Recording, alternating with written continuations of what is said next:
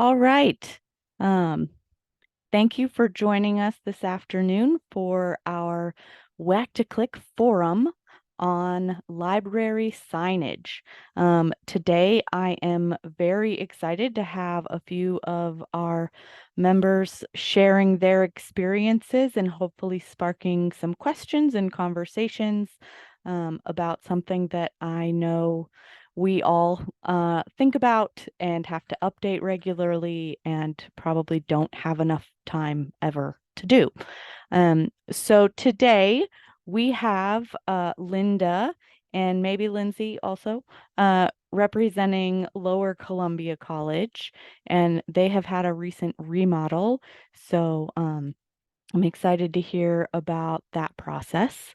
Lily is here to talk a little bit about her experience at South Puget Sound Community College, where they also moved into a new space and have been evolving how they organize collections. They did a big weeding project that impacted signage as well. And then our final guest was going to be Maggie from the South Seattle Library, but unfortunately she was pulled away for staffing shortages, but she put together a slideshow for us, and I have it, and then maybe between just reviewing it and Kirsty, what you might know about what they've done, we can share out about that, and if we have questions, maybe we can follow up with her at a later point in time. So, without further delay, I'll let Lily and Linda rock, paper, scissors virtually for who would like to share uh, how your library has dealt with signage. I'll defer to Linda because I love what she did. How dare you, Lily? I was actually going to say I'm waiting for my library director to pop in, but I think she got pulled away on something. So I guess I will get started. So if you don't know me, I'm Linda Garcia. I'm the CERC manager at Lower Columbia College. Just a little bit of context. I started working here about 2 years ago, which was halfway through the Learning Commons remodel. So I don't have any idea of what this building looked like before, but I do know it was very outdated. Spaces were very cut off by things like stairs and random bookshelves, etc. So I do know students were struggling. Can anybody hear me? Because I think I'm frozen. I can hear you. Okay, can you, maybe my image is frozen. So let me go ahead and just turn off my video.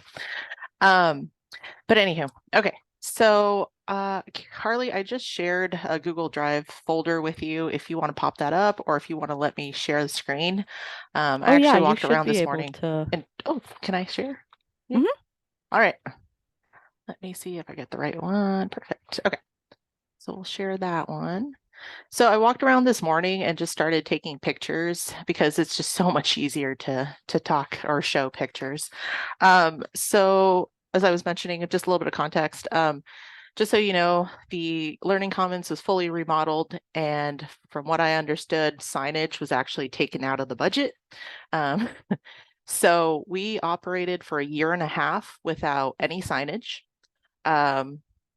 Even the exterior of the building, and I'll show you, it's technically called the library building, but the library signs are so small you actually can't see them. So that is that's one of the first things we actually want to fix. Once you get into the building, we actually put up temporary signs because we do have 4 departments in our building: tutoring, research, e-learning, and circulation. And students were struggling to find us within the library building, and not only that, but find the different departments they needed. So just looking at some of the pictures, I will start with our basically walking into the building. So just from the very outside, I'll talk about building signs versus like directional signs versus space signs. So from the other side of campus, you're supposed to be able to read that this is the library. And when these are in full bloom, the sign is also behind plants. So being strategic about where you place your actual building sign, I never thought I'd have to say this, you have to be very strategic and actually put it out front and not hide it from the people So starting from there, we were trying to fix that kind of signage. Second, I was going to point out our e-learning department, and then our main entrance. But before I show those pictures, what I wanted to mention is it's sort of a blessing in disguise that for a year and a half, we didn't have any signage, because we found out exactly what people need help finding. They need help finding bathrooms, classrooms, study rooms, and apartments. Everything else is kind of extra. Everything else we can help them with. Oh, I should include international programs and the elevator. Both of those in our building as well. We're constantly being asked about. So we kind of took all of the questions that people were constantly asking us, and we decided to focus on that kind of signage. I will also mention that our signage is coming in 2 different phases. We finished phase 1 about 2 months ago, and phase 1 includes kind of your primary signs like spaces, some spaces, and the departments, and our door signs, if that makes sense, our office signs. Phase 2 will actually be the bathrooms, the front of the building, our classrooms upstairs, including our active learning classroom, our balconies, and our study rooms. So we're still waiting on phase 2. We're hoping to get it done maybe within the next 6 months. So there's that. So as I talk about that, I want to go ahead and start with, as soon as you walk into the library building, the constant question was, where is e-learning?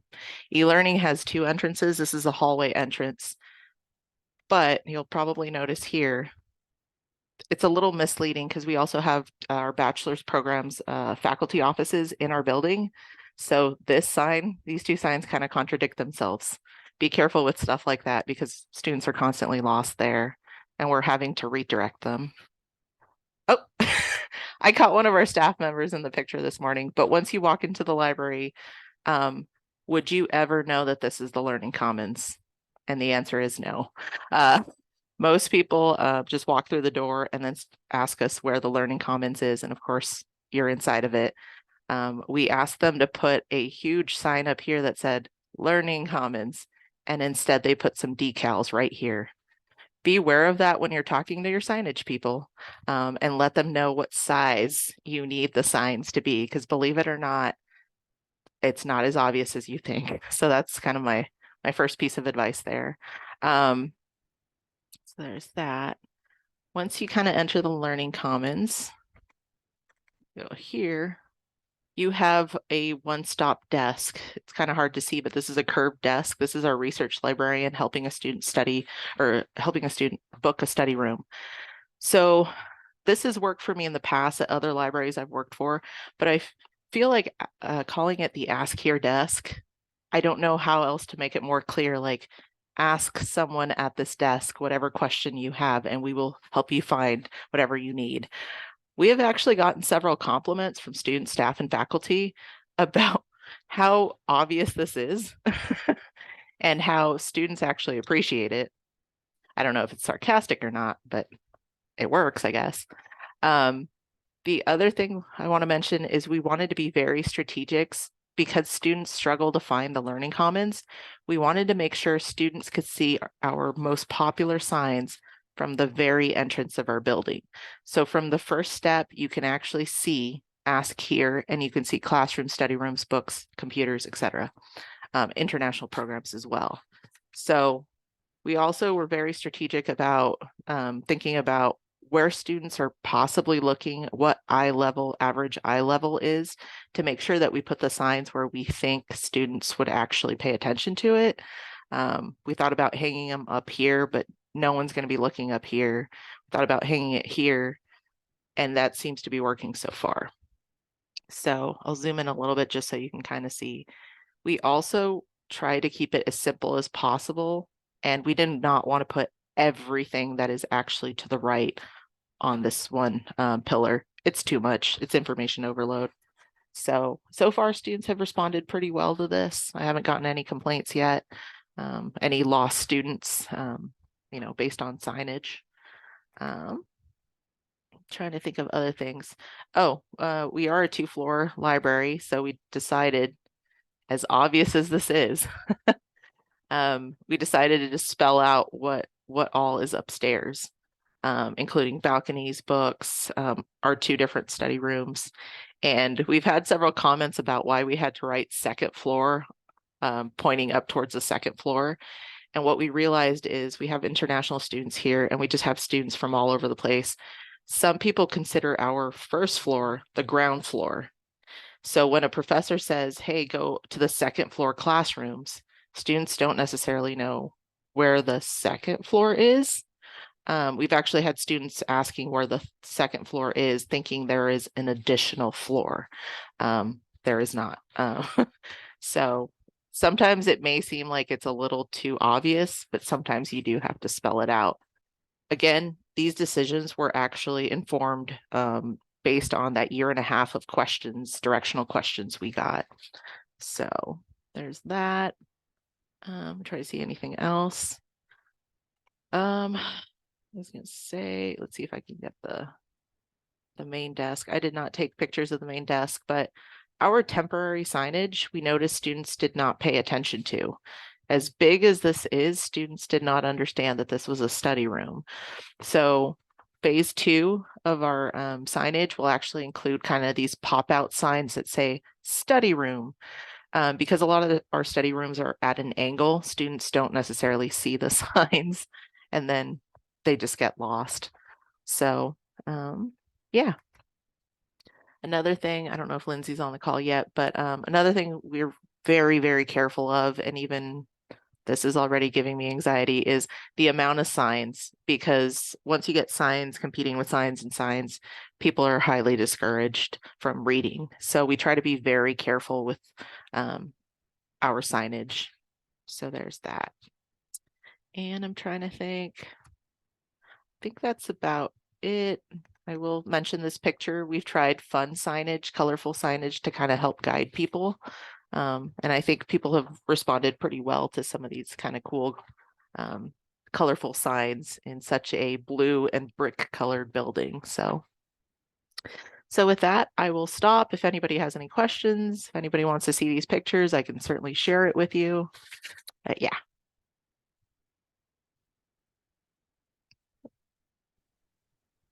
That is so great. Thank you. Yes. It's so funny because, like I was just in Europe a few months ago, and the number of times that I had to remind my husband that first floor wasn't ground floor. Yes. And yet, like, it didn't occur to me till just now that, yeah, with the number of international students, America is like the only place that starts at 1. Canada maybe as well, but kind of a unique North America thing. Yes. And so I really love that, you've made that part of the signage without making it this big, like, oh, well, we better put it in, like 6 different languages because it's clearly for the foreign kids. Um, we, the Whitworth Library had half floors. Mm. And so, yeah, pointing, like, the number of times someone would be like, can I go up those stairs? Yes. Like, is there a door blocking your way? There is not. And yet there is some hesitancy, I think, sometimes to, well, I don't know, am I supposed to go up here? So, um, I I love what you've done so far. Yeah. That's really great. I will say during orientations, and because I think I sort of took a picture of it. So this is just the view from my office and from the front door. Yeah, our international programs for the longest time didn't even open this door because they have their own entrance. And for the longest time, this was not labeled. By the way, this is part of the signage that was cut out from the original remodel. And I can't tell you how many people walk in and go, I was told that international programs is here. And we point to the door and they either go up the stairs that are right here or they walk towards the elevator. And so it may seem That like sounds it's right. obvious, right? It may seem like it's obvious for us because we work here, but you really do have to spell it out. I do point, but if I can, I do walk the students over there because it's just easier that way. We were talking about doing like icons, like what I believe are universal icons, like the bathroom icon and question mark icon, because we feel those translate pretty well to different languages. But I was vetoed on that. So It so can far, be oh, tough to truly find like the universal symbol for something, is that's kind true. of what I discovered. I Yes. was surprised. Yeah. I had seen icons used very strategically at another library I worked at, and it was done well, but it's one of those things where it worked really well for that library. I don't necessarily know if it's going to work for ours, but it was a great idea um, until it wasn't. So, yeah, I'm trying to think. You had mentioned the international programs. I just want to mention this. If there's ever a chance that you could put up flags for from the for the countries that the students, exchange students or international students are representing, we have gotten so much positive feedback because the international programs is in our area as well. They feel very welcomed by that. So I also feel that somehow it helps us, the international students also feel welcome and like this is their space and they're open to ask questions. They feel a little bit more comfortable coming up to the desk. I will also say during orientation, our outreach group actually brings the students up to the front desk and says, ask all your questions here, ask here when you're lost. And so I think things connect with students, ask here desk, I should probably ask my questions here. So as cheesy as that ask here sign is, it seems to work because we get some of the most random questions here. And we can usually answer them or we can point the students towards whoever can answer them. So, yep, that's my spiel. Is that a single point of service? Is that reference and circ? That is all four. All four departments have kind of their own desk, their own part of the desk. Gosh, I should have taken a picture of the front of it, but so there's four different departments here, but anybody at this desk should be able to answer just about any question. So this is our librarian who's answering a question about reserving a study space, but he can also answer e-learning, which might be a Canvas question. E-learning works right here. Circulation, you can sort of see my student back here.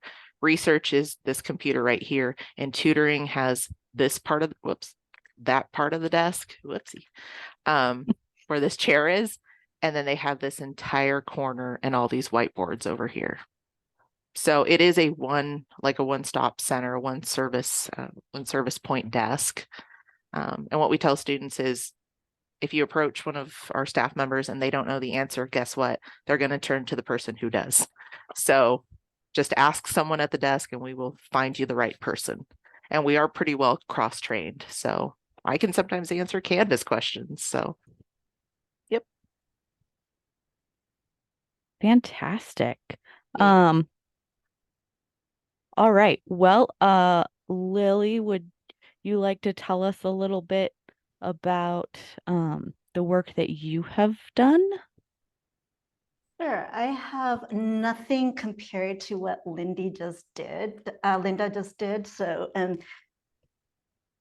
because I didn't know that it was actually going to be on the forum until Friday afternoon. I know, And sorry. so I didn't have any pictures out or anything like that. So we actually moved into our library about 10 years ago. And at that time, we were told no signage because it was an agreement with the architectural firm for display purposes or whatever. They said, you can't do any signage unless you get authorization for that. So for about like 2 or 3 years, we were without signage. And then slowly we kind of encroached on that and it seemed to be okay at that time.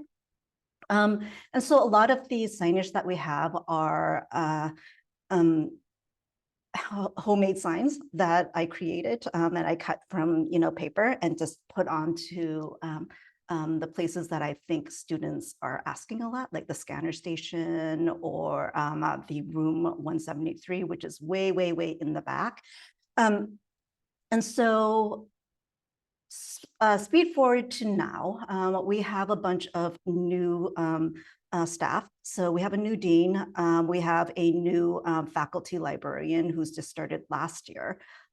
We also have new 2 adjunct librarians that are full-time. Our cataloger is also new. So anyway, it's a great time for us to kind of review what we're doing. And there seems to be a lot of musical chairs happening in the library right now this year. We are getting, actually, they are moving the writing center into the library. So we are losing our instructional space because they're going to go into our library classroom, which has a computer lab. And so we're also going to be moving collections around. So we had a pleasure reading, which our new dean doesn't really like the word pleasure reading. So that's going to be changed and moved to a different place. Let's see, we're going to be interfiling the reference collection into the main collection as well. So just a lot of changes are happening, and we're trying to figure out how to do signage on a consistent basis. One of the things that kind of got me started in this road a little bit is a webinar that I went to. I don't know if you guys went to this, but it was a free webinar by, I think, the Niche Academy. I'll put that into the chat. This is a recording of the webinar that I went to, and I thought it was a really good webinar.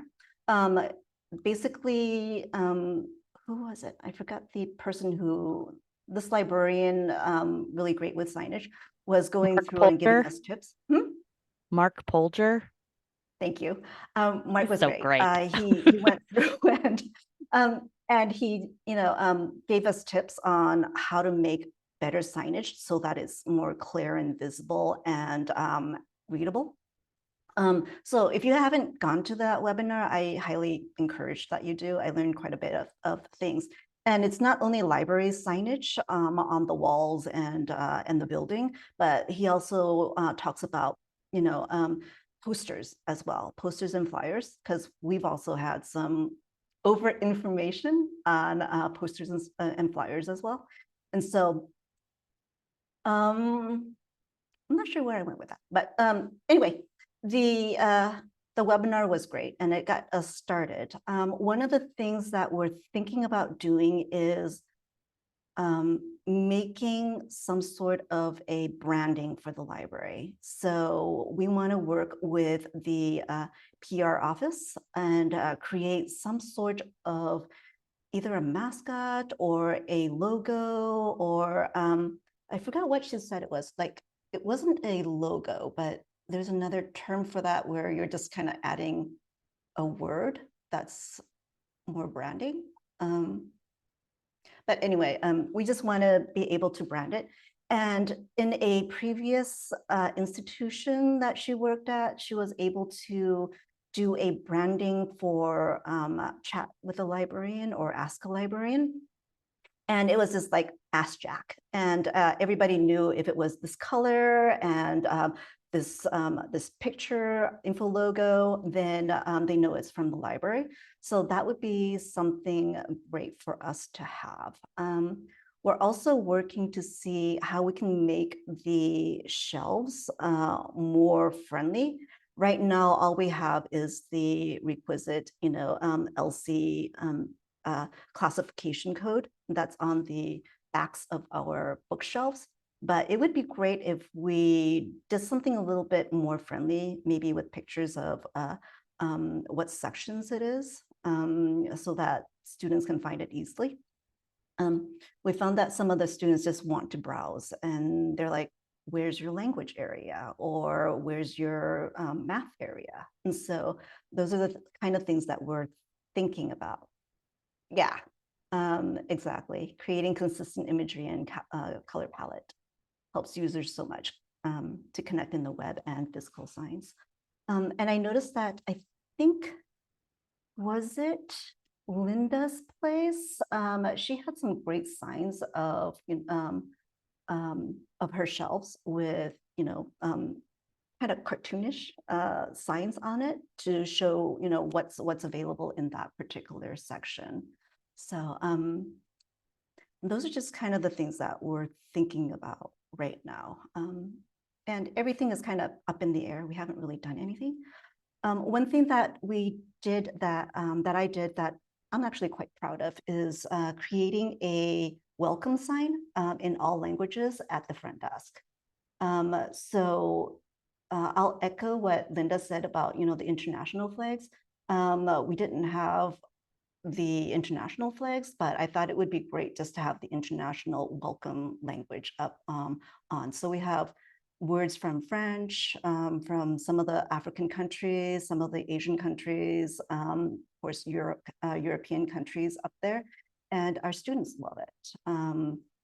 And I think we had a few comments about why an international student came in and asked, why her language wasn't there.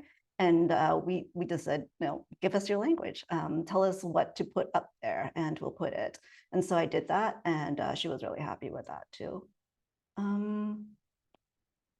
That's all I really have right now. If you guys have any questions about that, let me know. I think one of the reasons that I wanted you to share, Lily, was because you had been given this impossible situation of don't use signs.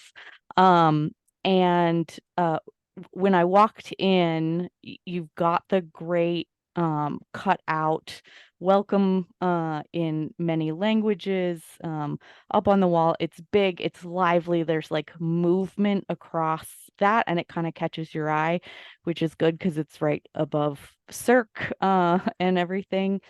And then moving through your collections. I mean, it is a gorgeous space, but it's like, it blows my mind that like a college would agree to an architecture firm's like dictate about information. Like, nope, you build it and then you give it away. Like, it's not your building. Um, so, well, and I also, one of the things that I think we mentioned, and I can't remember if it must have been you, because Ryer was practically, I mean, he was pretty brand new when I visited last year, but that you had to, you changed that one desk around the corner because like no one really saw it. They didn't, like know what it was there for. Um, and so that's kind of another, I don't know, like no amount of signage is necessarily sometimes going to fix the way users traverse a space. Yeah, that's also going to be changing as well. As you come in, the let me see if no, I don't have any pictures. Sorry. As you come into the front entrance, the circulation desk is on the right-hand side, and going past the circulation desk was where we had a bump out station that had the back facing the entrance. So it was really hard for us to see who was coming in and who was going out. And so we changed that to, we changed the reference desk to just the opposite of where the circ desk was. But now our dean would like to consolidate our service desk. And so right now we're sitting where the circ desk is. So the circ desk is on one side and the reference desk is on the other side. And of course that the students love it because they have a person there all the time who would be able to, answer their question. Reference wise, not so great because most of the questions that we're getting right now is pretty much directional or informational. and not a bunch of really meaty research questions.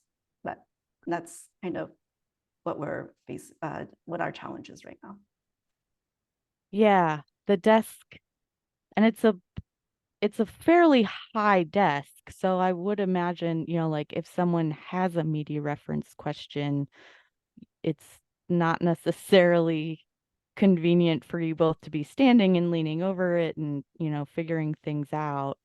Um, Yeah, so lots of I will, moving parts right now. So yeah, we're just kind of experimenting with the space. We're experimenting with a lot of things, and we're kind of doing an audit of what we've done before and reviewing what works and what doesn't work. Um, and so we're also collecting a lot of information about what students are asking. We finally got Lib Insights, so that'll help us, record what kinds of questions the students are asking, especially for directional. So thanks, Linda. That was a great tip about, finding out what the students ask for, and then having signs for those. Because we need signs for the bathroom, definitely. And I think we need signs for 173. It's like in a little corner. You can't see it from the entrance. So everybody is asking, where 173 is. They have to go really into the depths of the library in order to find room 173, which is the orientation class, CSS 101. oh wow. Oh yeah, is that the one where you have to like go It's all the near the way bathroom. back? Yeah. Yeah. Uh-huh. Yeah. Um, okay. Well, thank you so much. I am going to share my screen now and to attempt to make sense of the the slides from Maggie. So her big project, well, I'll go through here. We'll not go out of order.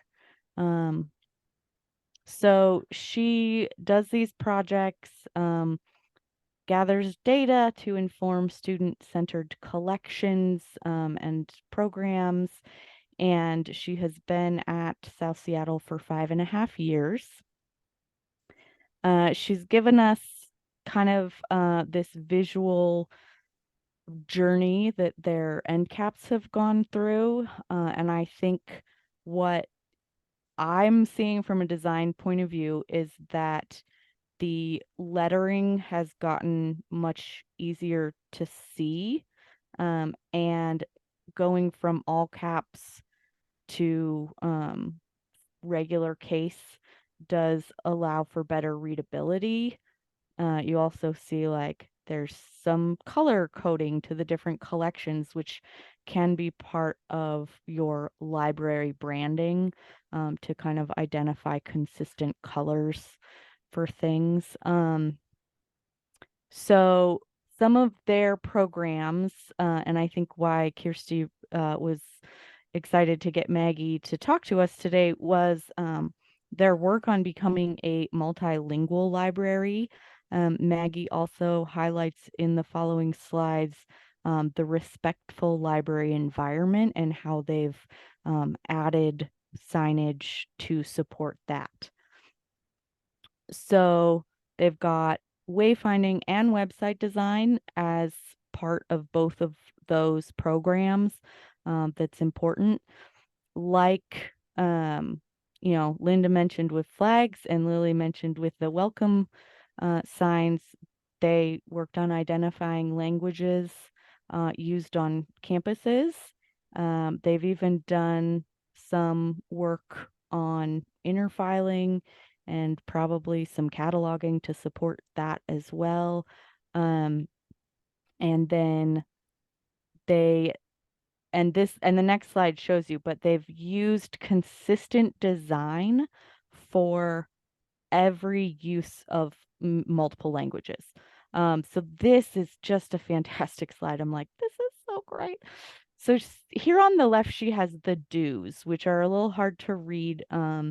So I'll go over them a bit. So she's showing how having Maori and English one another, how to support bilingual signage that is what's the word I'm thinking, like it's respectful and inclusive.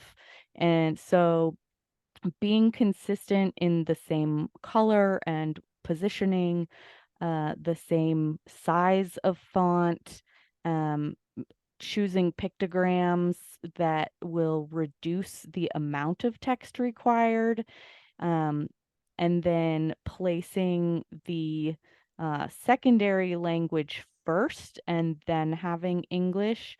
Um, so if you have and then the last one is if both Maori and English cannot be readily used, easily read, because signage is so visibly busy, consider only having the Maori because um, presumably uh, pictograms that are common in our culture the meaning can be derived more simply by English speakers.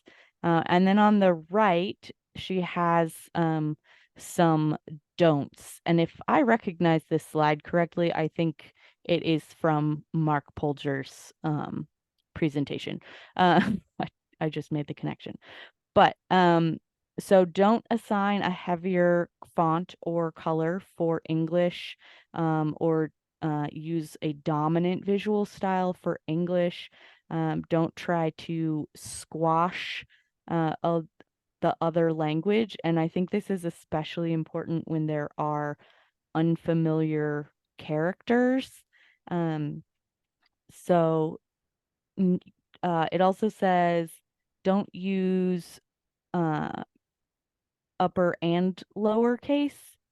Wait, I don't understand this. Use caps alls, upper and lowercase, e.g. capitals don't, yeah, okay. So don't put some in all caps and some not in all caps. I was like, that's very complicated.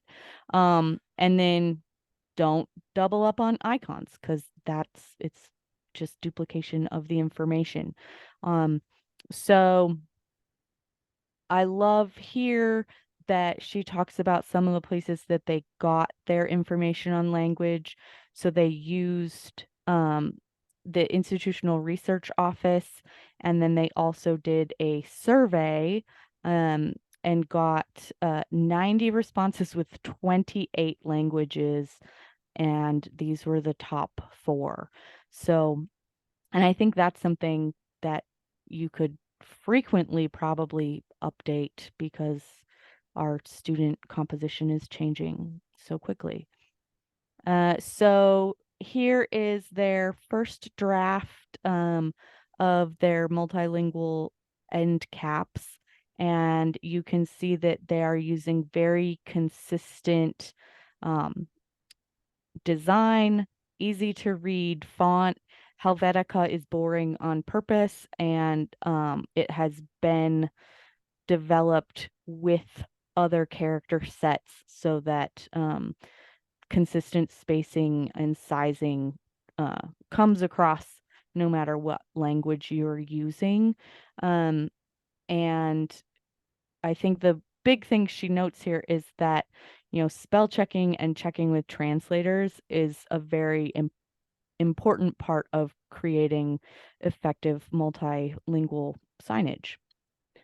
So some of their next steps, so they need to get things translated, do additional multilingual signage, get that style guide consistent. And I have done some work creating style guides, so that's something if people are interested in, I would happily do a workshop on. A partnership with ESL and e-learning. I think that's great. What? Must have hit the button. And then interfiling the world languages collection. So I can imagine that would take a while. So yes, not relying on Google Translate. I think one of the things that I have learned is sometimes not even trying to do written language translation, but talking to a native speaker and asking them, like, how how do you say this kind of thing? Because the phrasing could be totally different and outside of the context written versus verbal language. Anyway, I'm gonna stop share, and I would love in these last 15 minutes to encourage questions or discussion. Earlier in the presentation, I did put Mark Polger's book link as well as his presentations page on there. It really was a phenomenal webinar. He's a great guy, very smart. So, yeah, and I see that Lindsay's been able to join us. Um, and Linda did a wonderful job representing Lower Columbia, and it was great to see what you guys are doing to make your space more accessible and informational. Carly, would I be able to share two pictures that kind of answer some of the questions we had earlier? That'd Oh be yeah, of possible. course. Okay. All right. Just because I'm super visual and I imagine everyone else here is too. And it's about signs. So, Exactly. I got to see my pretty sides or lack of. I don't know. Lindsay, you're also here. Feel free to chime in. But we had a question about do you have the one service desk? And the answer is yes. So we are standing at the top of the second floor stairs. And you can actually see we have 4 different departments here. So this is the main entrance to the library. So e-learning is here. Circulation is kind of all of this. Here's my circulation student, e-learning person here. This is our research, help with, or is it help from a librarian? And then this is tutoring as well as this entire corner. So students approach any part of the desk and the person at the desk can answer just about any question or walk them over to the person that can answer the question. So there we are. And then Lily, you mentioned the signs for like the subject areas for people or students that like to browse. I think I got a better one here. One of my students worked really hard on this, and I believe we found these images through Canva. One of our librarians actually put this together. I feel it does work because we've had several questions of, hey, I just need a book about, X, and we send them upstairs. Usually I tell them like what bookcase it's on, it's the 5th one from the top of the stairs or whatever. And then I have seen students looking at this to kind of find what subject area they need. So I think it works well. If you want a template like this, please reach out to me and I can get you that template. So those are just the 2 images I wanted to show.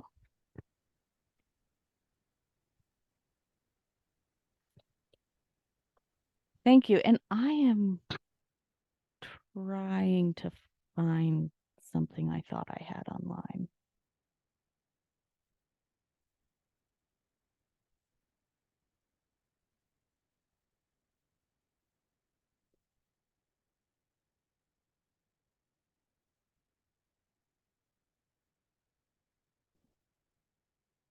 And I don't think I can.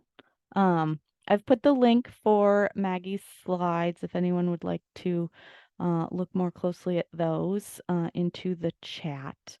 And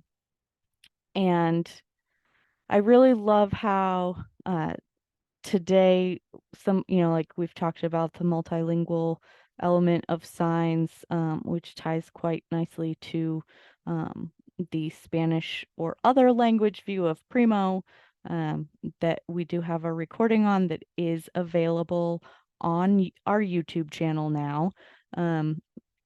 So if you missed that, it is, I'll get the link, but because I just got it all uploaded and ready to go. And that was from,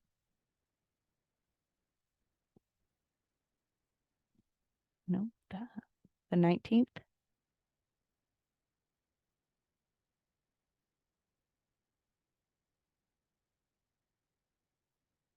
Nope.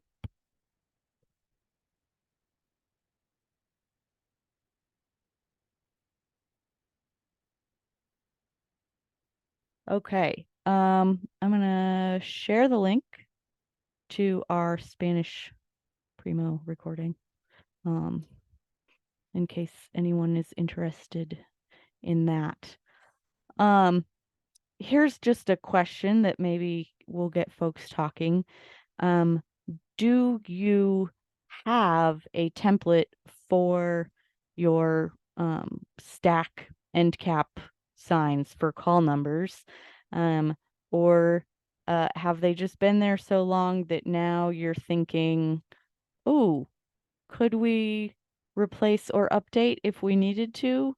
Or would it look totally different from the ones that are there?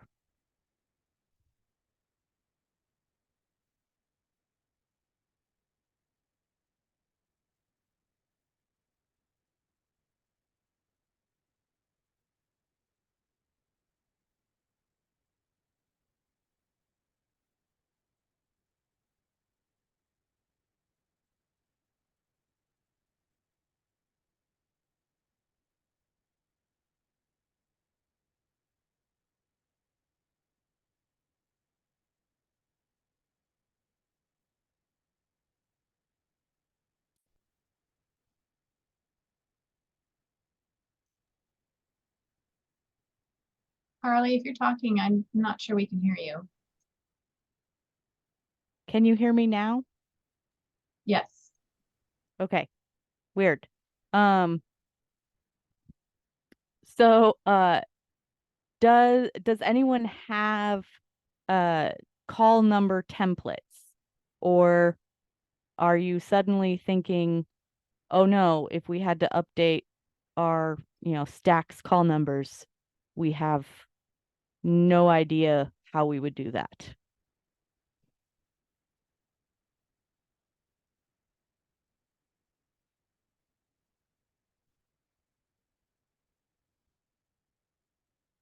Because so Linda, you have the one that you're using in Canva. Um, I know at Whitworth we used Publisher, and one of the things that was extremely frustrating was that we literally had to go into every single page to change the call number. And so I think, I don't know if I ever found a solution, but I feel like there was a solution, and now I feel like I need to look it up. Um, Creating a Word template that pulls from Excel. So just like you can create address labels, um, basically then you can update an Excel sheet, and it redoes all of that in the template. Um,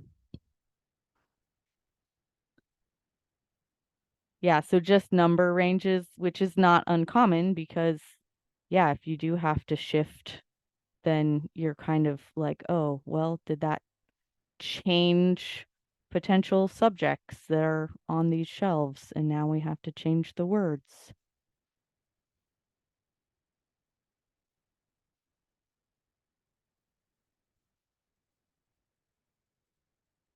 Um, as far as creating um, a library style guide, I found some very cool examples from larger universities, and obviously they need a lot more.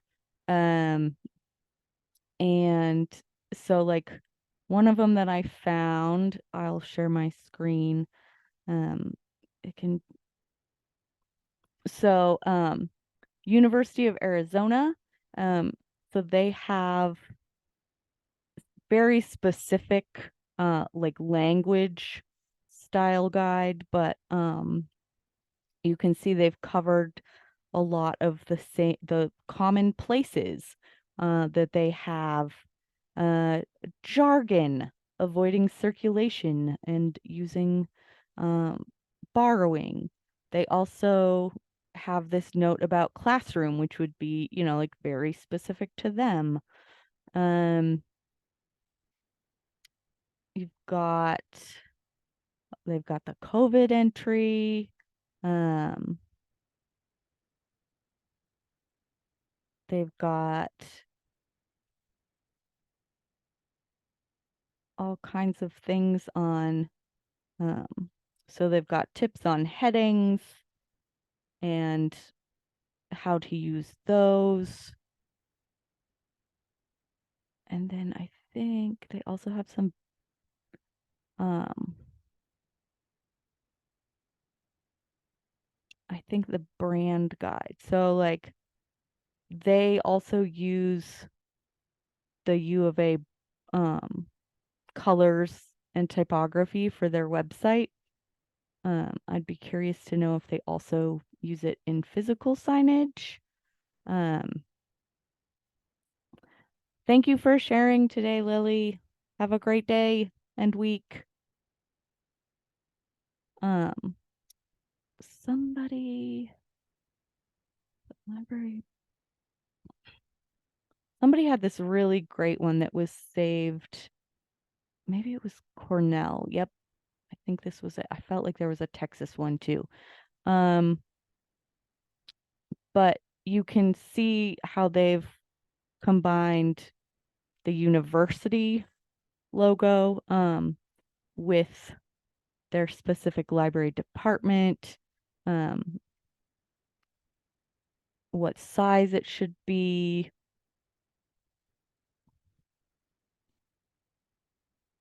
They have examples of how the logo should be used in print.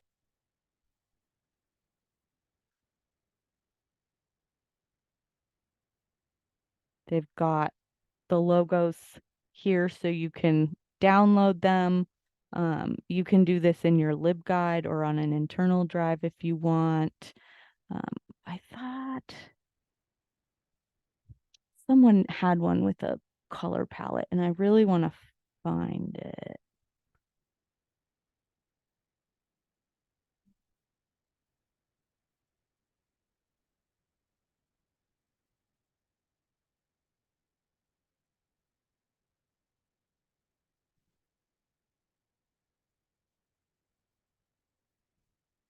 So this one is very in-depth, very strategic.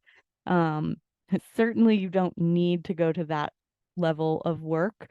But even just having consistent identity for your red or your blue or your green uh, instead of just, oh, whatever somebody picked can help a lot. Having a set font that you know is loaded on everybody's computers is really important. Like, sure, it's nice to have this fancy unknown typeface, but if you need a student employee to make up a sign because a sign got ripped down, or, you know, like you've got a program starting and something needs to go on the door, you want to make sure that it can be done on pretty much any computer in the library. So that's always a good thing to take into consideration. I really like that they also tell users of their brand guidelines where they find their icons. I use the which one, iconography, one of those that it doesn't include gradient icons in the free set, but it has certainly enough in the free set to get what you need. It's always good to check with your college communications office about using photos that they already have taken, and then you don't have to use stock photos because every single college student can identify a stock photo in a second. Um, that's a lot, lots of detail here because they're Harvard. Um, but some of this stuff is fairly easy to decide on, and then to post somewhere that everybody has access to it so that you can very quickly keep things at least in the same color and typeface, because that goes a long way with students knowing that this is an official approved sign. Here's an example of Iowa State's, uh, and so you can see normally you only need a hex key and the RGB, and that should get you close enough. I use hex pretty consistently. I love that it's got, oh man, can you imagine that bright red on walls? Heavens. And no library, because this is for the whole university. No library is going to need this many secondary colors, just as an aside.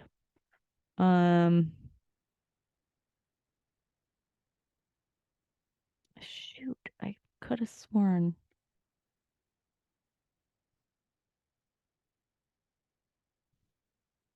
Um, anyway, so my advice, if you're hoping to do some signage, and maybe want to create a brand, is that most communication departments for universities will consider internal building signage, so like your stack signs or directional signs, as